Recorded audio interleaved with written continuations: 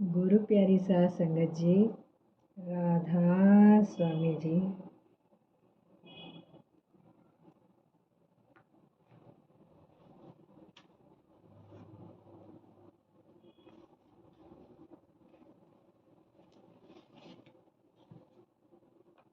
बाबा जी महाराज जी के समय में स्वामी जी महाराज जी की वाणी हिंदी में छप चुकी थी, लेकिन बाबा जी की इच्छा थी कि पंजाबी में भी सार वचन वार्तिक और सार वचन छंदबंद छापे जाएं।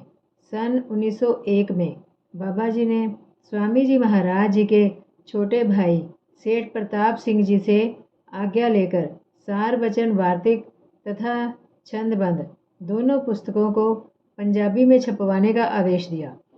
बाबा जी महाराज अपने पत्रों में हजूर महाराज सामन सिंह जी को इनके प्रकाशन के बारे में बराबर लिखते रहते। आपका आदेश था कि जो पोथी सेठ प्रताप सिंह जी के पास से आई है उसमें एक मात्रा भी इधर से उधर ना हो।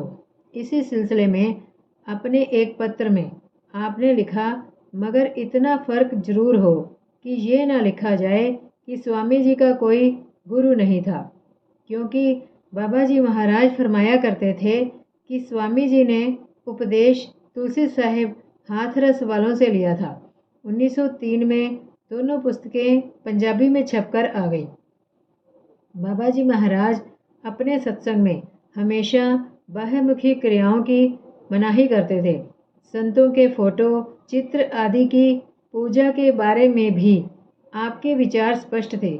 आप बार बार हुक्म देते थे कि फ़ोटो की पूजा करना गलत है, और यहाँ तक फरमाते थे कि मेरी फ़ोटो कोई सत्संगी ना रखे। एक बार कुछ सत्संगियों ने आपसे अर्ज की कि हजूर, आगरा में स्वामी जी महाराज जी की समाधि बनाई जा रही है और वे लोग चंदा भी मांग रहे हैं। इस पर बाबा जी ने फरमाया, संतों की तालीम ही उनकी असली यादगार है। समाधियों के द्वारा संत जिंदा नहीं रहते। समाधियां तो बाह्यमुखी साधन की ओर ले जाती हैं। स्वामी जी का उपदेश तो हमेशा अंतर्मुख अभ्यास से ही रहा है। फिर बाबा जी ने अपने सत्संगियों को हुक्म दिया कि मेरे बाद मेरी समाधि हरगिज न बनवाना।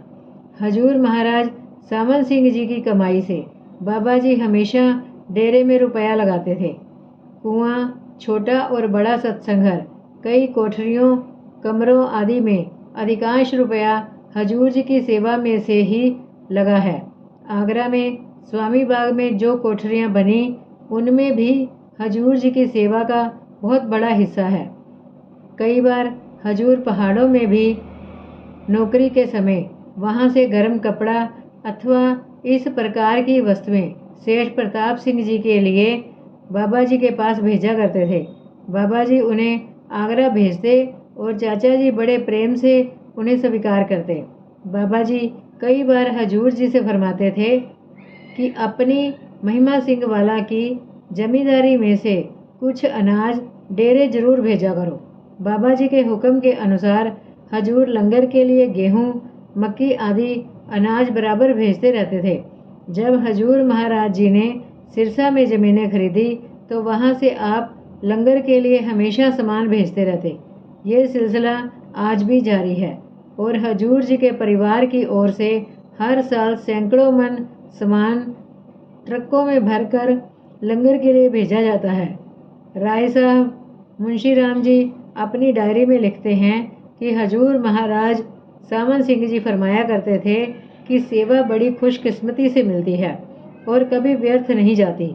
जब हजूर जी ने नाम नहीं लिया था तो अपनी सारी कमाई अपनी माता जी के सामने लाकर रख देते थे। कभी अपनी पत्नी को नहीं दी। अगर पत्नी मांगती तो आप फरमाते कि माता जी से ले लो। जब नाम ले लिया तो घर वालों से कह दिया कि अब गुरु का अधिकार पहले है। जो तनख्वाह में से खर्च के बाद बचता आप बाबा जी के सामने लाकर रख देते। वे जो मुनासिब समझते घर वालों को दे देते और बाकी साथ संगत की सेवा में खर्च कर देते। इस तरह डेरे में कुआं, छोटा और बड़ा सत्संग घर, कोठरियाँ, रसोई वगैरह सब बाबा जी ने हजूर जी की सेवा से बनवाई। इस बात का जिक्र करके हजूर फरमाते थे कि उस समय सेवा के फलस्वरूप आज बाबा जी ने लाखों रुपए सालाना की आमदनी मेरे लड़कों को बख्शी है।